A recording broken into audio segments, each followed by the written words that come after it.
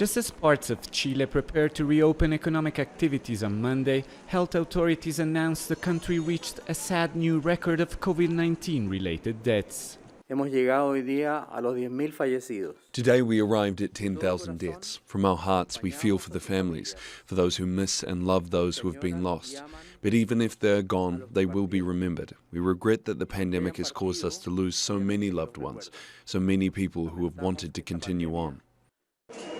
The country of 18 million has the second highest death rate per million people in Latin America, after neighboring Peru and higher than Brazil, the worst affected country overall in the region. Authorities also say they have registered a slight increase in new infections after days of decreases.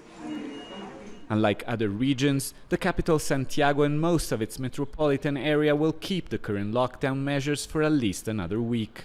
But some residents think it's time to relax restrictions in the capital.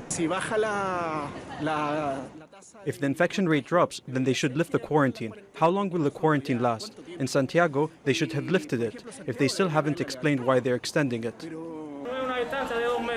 The spread of coronavirus has been relentless across Latin America.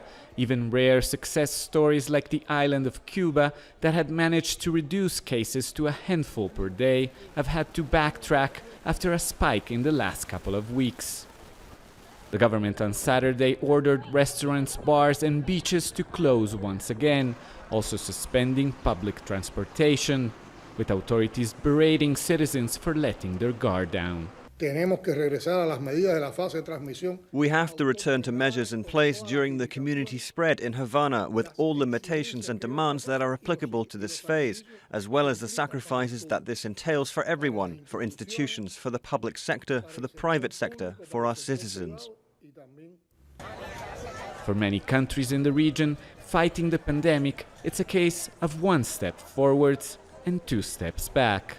Alessandro Rampietti, Al Jazeera, Bogota.